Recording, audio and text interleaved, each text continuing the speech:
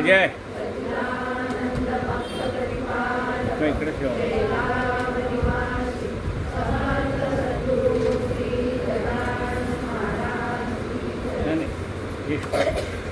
हे तिकडे ठेव आणि मागे थोडं स्टूल नेऊन ठेव.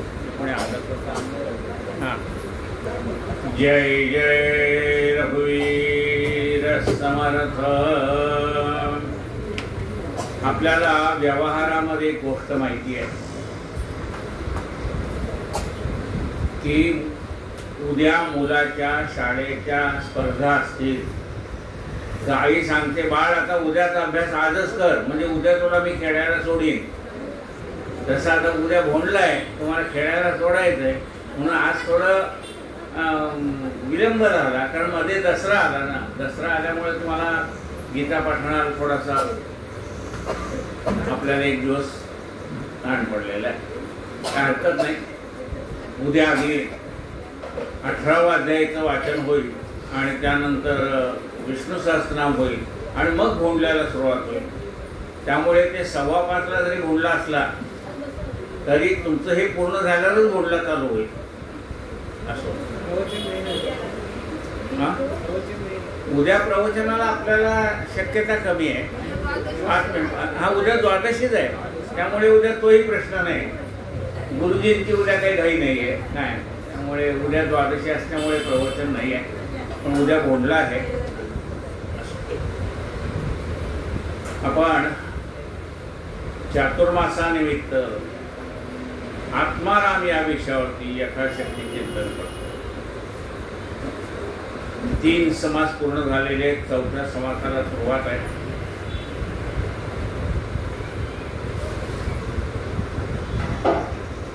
तिसऱ्या समासाच्या शेवटी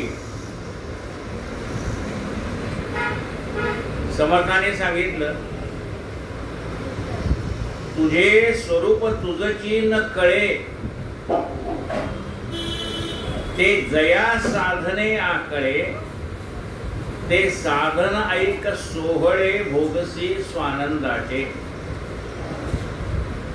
तुला तुझ्या आत्मस्वरूपाची जाणीव नाही किंवा तू प्रयत्न केला तरी तुला ते कळत नाही. मग ज्या साधनामुळे ते आत्मस्वरूप तुला कळेल ते साधन मी तुला सांगतो. ते साधन जर तू करशील तर भोगसी सोहळे भोगसी स्वानंदाचे तुला आनंदाची अनुभूती स्वानंदाची अनुभूती येते. मग म्हणाले असं काय साधन आहे की जे साधन केल्यानंतर सगळं काही मला प्राप्त होईल. जे सकळ साधनांचे सार जेणे पाविले पैल पार जेणे साधने अपार साधक ते सिद्ध झाले श्रीराम. ते साधनांचं सार आहे ज्यामुळे अनेक साधकाचे सिद्ध झाले. जे साधक होते ते सिद्ध पदाला प्राप्त झाले. ते हे जाणे रे श्रवण. ते साधन म्हणजे श्रवण भक्ती आहे. मग ऐकायला काय ऐकायला पुष्कळ आहे की अनेक विषय आहेत ऐकायला. पण ज्याला परमात्मा प्राप्ती करून घ्यायची त्याच्यासाठी एक साधन आहे. म्हणजे ते श्रवण कुठलं करावं. अध्यात्म निरूपण श्रवण करावं. जे श्रवण केले त्याचं मनन करावं. त्यामुळे समाधान होतं. संत साधू संत हे ज्यावेळेला एकत्र जमतात ना त्यावेळी ते आपला मोठेपणा बाजूला ठेवून दुसऱ्याचं ऐकतात. ते कधी स्वतःला मोठा समजत नाही. त्याप्रमाणे आपण एकमेकांमध्ये चर्चा करावी. तुम्ही आज काय वाचलं नवीन, मी काय आज वाचलं, ही चर्चा करावी. यात हैगय करू नको बाबा. एवढं सगळं समर्थ सांगतायत पण याचा काय हट्ट सुटत नाही. काय म्हणतो शिष्य शुका सारिखे पूर्ण वैराग्य ज्याचे वसिष्ठा परिज्ञान योगेश्वराचे कवी वाल्मिका सारिखा मान्यैसा नमस्कार माझा सद्गुरु रामदासा जय जय रघुवीर. ही रिकामी कृती काढून टाकावं मागच्या बाजून नंतर नाही ते काढते तुम्ही वसाठी.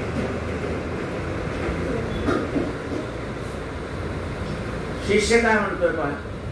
अहो तुम्ही तर सांगितलं होतं ना नाशिवंत ते दिशेल मग अविनाश पद प्राप्त तुमच्या असं तुम्ही नाही होतं. मग ते मी नाशिवंत सगळं आणलंय तुम्हाला देऊन टाकलंय आता ते मला काय देता येते द्या म्हणले शाश्वत पद. तो शिष्य म्हणे स्वामी सर्वज्ञ सत्य करावी प्रतिज्ञा. तुम्ही सर्वज्ञ आहात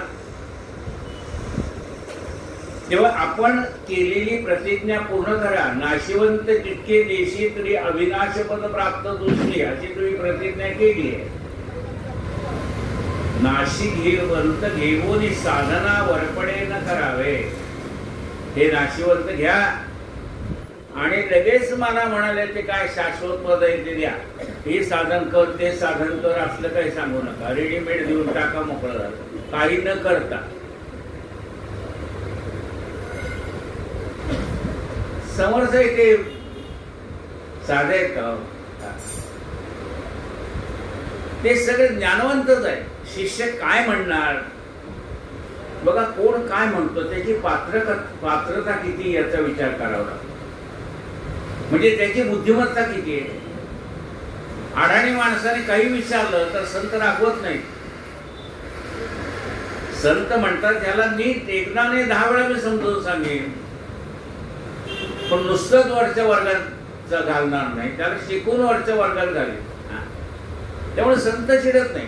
हा जरी म्हणला हो ते देऊन टाका थांब थांब. अरे शिष्यात चित्त द्यावे.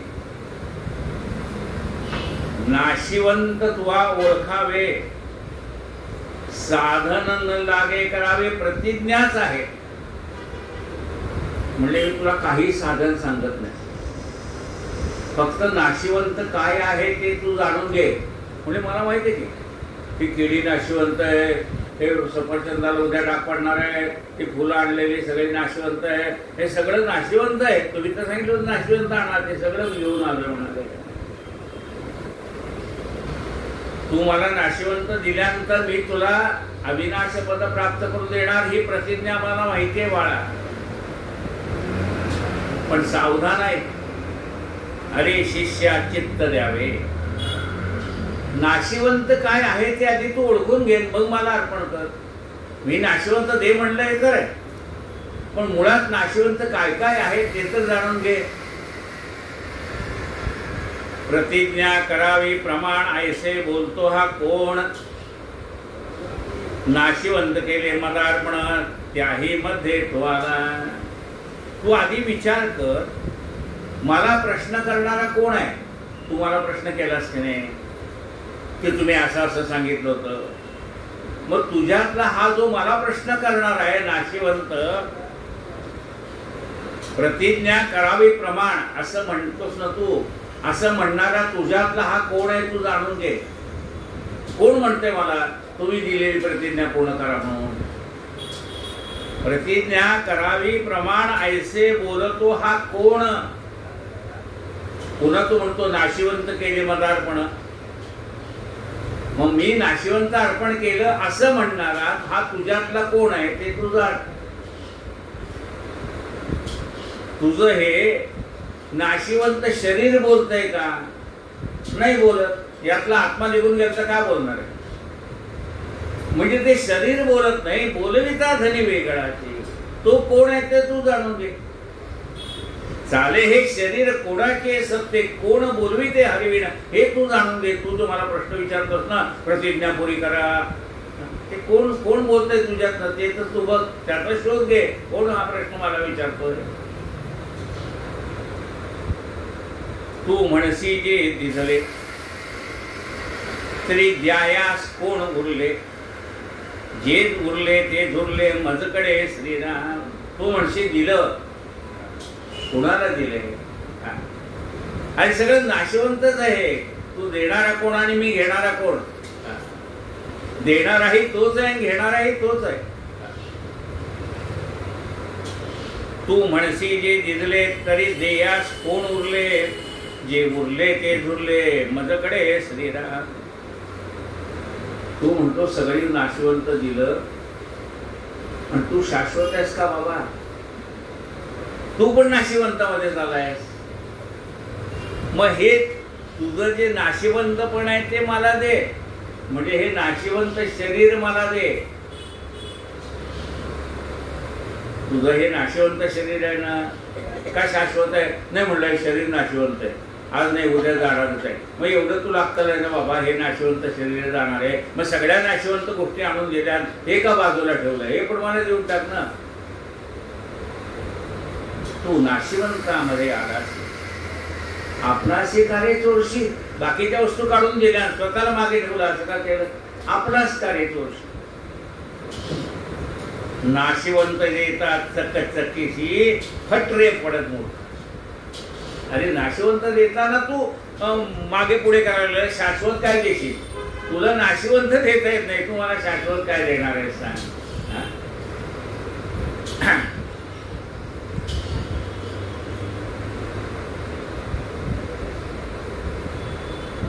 रामाचे निरपेक्ष दास्य करी तू, मागू नको त्या चला. त्या पायी झिजवी तनु निशिदिनी, सोडू नको भक्तीला. त्याचे सर्व असे तनु धन तुझे त्याला समर्पी आहे. हे तनु धन सगळं, हे सगळं तू त्याला अर्पण कर, आणि मग जे काही शिल्लक राहील त्याचा उपभोग घे. तू नाशिवंतामध्ये आला असेल तरी आपणास कार्य चोरीशी. नाशिवंत देतात चकचकीशी, फटरे पडत मूर्खा श्रीराम. शिष्य विचारून बोले, स्वामी काहीच नाही उरले. अरे नाही बोलणे हेही आले नाशिवंतामध्ये. शिष्य म्हणतो खरंच की तुम्हाला दिल्यानंतर माझ्याकडे काही शिल्लक राहणार नाही. आणि देणं म्हणणंही नाशिवंतामध्ये आलं, आणि माझ्याजवळ काही शिल्लक राहिलं नाही असं म्हणणं सुद्धा नाशिवंतामध्ये आलं. शिष्य विचारून बोले, स्वामी काहीच नाही उरले. अरे नाही बोलणे हेही आले नाशिवंतामध्ये श्रीराम. आहे म्हणता द्या काही, नाही म्हणता नाही शब्द गेला तोही. नाही नाही म्हणता काही उमजेल की. अरे काही द्यायचं म्हटलं तर तुझ्या असं लक्षात येईल, नाही नाही म्हणता म्हणता हे नाही ते नाही ते नाही, मग काय राहिलं ते शाश्वत तत्व. जसं वेद म्हणतात ना, नेती नेती पराश्रुती. हे आहे का नाही, ते आहे का नाही, ते आहे का नाही म्हणता म्हणता जे शिल्लक आहे ते परमात्मा तत्व आहे. जसं ते म्हणतो की हे नाक म्हणजे मी आहे का? नाही म्हणजे माझं नाक आहे. डोळे म्हणजे मी आहे का? डोळे माझे आहेत. कान म्हणजे मी आहे का? नाही म्हणजे कान माझे आहे. तोंड म्हणजे मी आहे का? नाही. हे शरीर म्हणजे मी आहे का? नाही माझं आहे. माझं माझं म्हणणारा कोण आहे? चिदानंद रूप शिवोहम शिवोहम. हे माझं नाही, हे तुला कळलं पाहिजे. हे नाक सुद्धा आपलं नाही, कान सुद्धा, शरीर आपलं नाही, तिथं बाकी आपलं काय.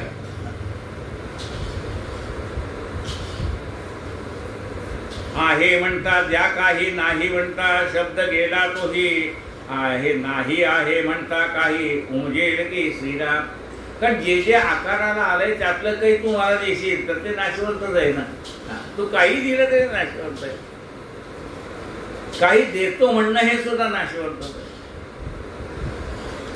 जेथे शून्याचा निराश झाला, आत्मा सदोदित संचला. पाहो जाता साधकाला ठावच नाही श्रीराम. अरे सगळं पाहत पाहत शेवटाला गेल्यानंतर फक्त सदोदित संचला, शून्याचा निराश होऊन जातो, आणि मग फक्त परमात्म तत्व शिल्लक राहतं, बाकी काही शिल्लक राहत नाही. तेथे शून्याचा निराश झाला, आत्मा सदोदित संचला. आत्मा सदैव आहे, बाकी सगळं नाश पावते. सदा संचला चेतना जातका. तो सदैव आहे. आत्मा हा सदैव आहे. ही शरीरे येतील जातील, आत्मा तर कायम आहे. जसं हे आभाळ कायम आहे. मडकी तयार होतील, फुटतील. मडकं तयार व्हायच्या आधी आकाश आहे. मडकं तयार झालं तर मडक्यात मावेल एवढं आकाश आहे. मडकं फुटलं तरी आकाश कायम आहे. तसं हे परमात्मा तत्व कायम. आपण यायच्या आधी होतं, आत्ता आहे आपल्या देहामध्ये. हा देह गेला तरी पुन्हा तो शिल्लकच राहणार. येथे शून्याचा निराश झाला, आत्मा सरोदित संचला. पाहो जाता साधकाला ठावच नाही. मग साधना कुठली करणार? आपण साधक आहोत म्हटल्यानंतर हा देहभाव आला की नाही. जोपर्यंत देहभाव जात नाही तोपर्यंत तो भेटत नाही. म्हणजे मी साधना करतो असं जो म्हणतो तो अजून त्याची देहबुद्धीच गेली नाही. तुझी जोपर्यंत देहबुद्धी जात नाही तोपर्यंत तो कसं भेटणार आहे? मी साधना करतो म्हणलं की आला पुन्हा गुंतला त्या देहामध्ये. अभिन्न ज्ञाता तोची मान्य, साधक सिद्ध होता धन्य. वेगळेपणे वृत्ती शून्य, पावती प्राणे श्रीराम. आपण अभिन्न, तो परमात्मा आणि मी असं वेगळं काही नाही. हे संबंध चैतन्य ज्याने व्यापलेले त्याच्यामध्येच हा आपला देह आलेला आहे. त्याच्यापासून आपण काही वेगळे आहेत का? नाही. म्हणून तर गणगणगणात होते. तू स्वतःला त्या परब्रह्म तत्वापासून वेगळा समजू नको. हा गणगणगणात होतेचा अर्थ आहे. हे म्हणा, गण म्हणजे समुदाय, गण म्हणजे मोजणे.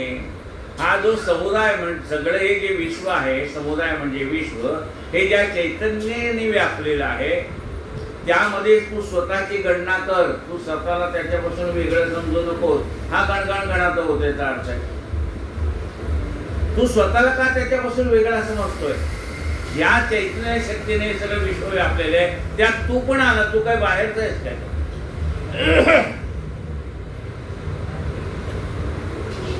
अभिन्न ज्ञाता तोची मान्य, साधक सिद्ध होता धन्य. साधक आता सिद्ध झाला पाहिजे. साधक आता सिद्ध कधी होईल? ज्यावेळेला हे द्वैत नाहीसं होईल त्यावेळेला होईल. द्वैत म्हणजे तो देव वेगळा आणि त्या देवाची पूजा करणारा मी वेगळा. हे द्वैत आहे. तोच सर्वच आहे. देवही तोच आहे आणि मी भक्तही तोच आहे.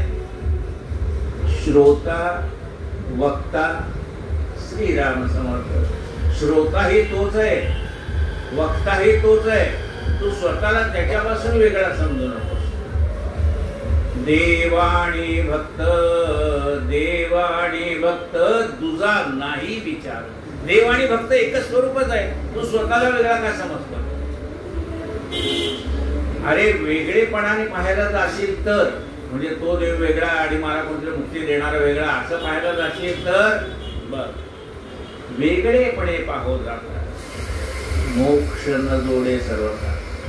तू स्वतःला वेगळा ठेवून पाहायला गेलास तर तुला मोक्ष मिळणार नाही. वेगळेपणे पाहो जाता मोक्ष न जोडे सर्वथा. आत्माही दिसेना नाही वरपडे होती प्राणी. तू स्वतःला वेगळं ठेवलंस तर तुला आत्मा पण दिसणार नाही.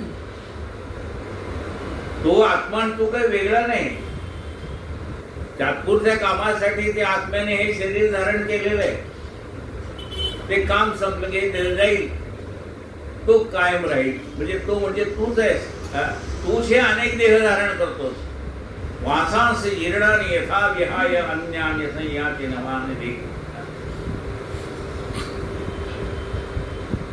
वेगळेपणे पाहो जाता मोक्ष न घडे सर्वथा.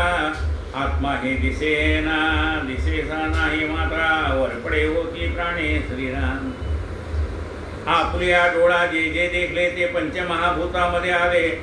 ऐसे जाणून दृढ केले ते नाडले प्राणे श्रीराम. जो पंचभूताचा दास तयास मायेमध्ये वास. भोगी नीच नव्या सावकाश पुनरावृत्ती श्रीराम. म्हणाले जे पंचमहाभूताचे दास आहेत, म्हणजे पंचमहाभूताने जे जे दिसतंय नाही, आता ह्या देवाच्या मूर्ती आहेत किंवा काही एकच आहे, जे जे दिसतंय ते ते आकाराला आलेलं आहे आणि आकाराला आलेलं आहे म्हणून त्याला नावं दिलेली आहेत. मग म्हणाले जो कोणी पंचमहाभूताचा दास आहे तोही मायेमध्येच आहे, तो अजून मायेतनं बाहेर पडला नाही. जो पंचभूताचा दास तयास मायेमध्ये वास भोगी नीच नव्या सावकाश पुनरावृत्ती.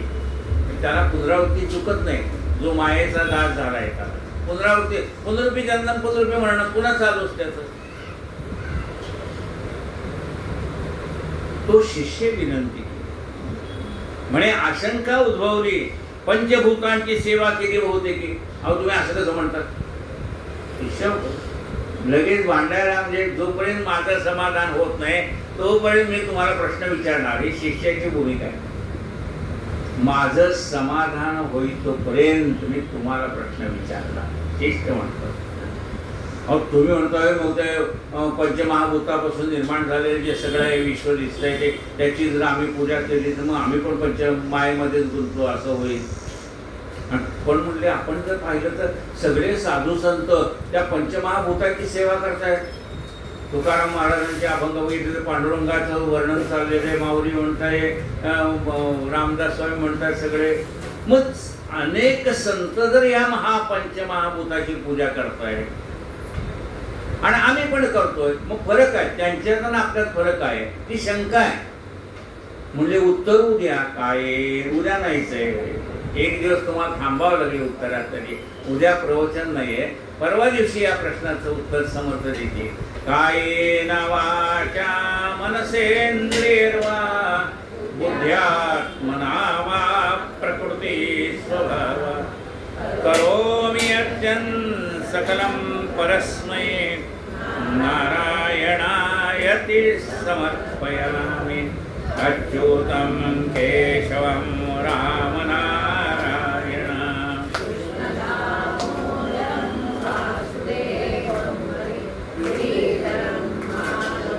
गोपिका वल्लभा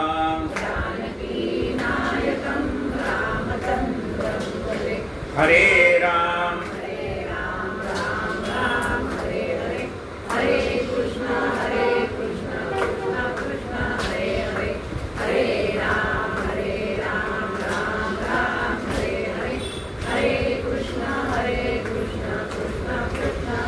गोपाल कृष्ण भगवान की जय.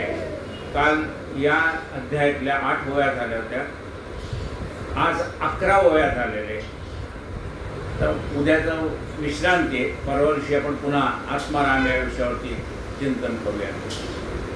जय जय रघुवीर समर्थ. आरती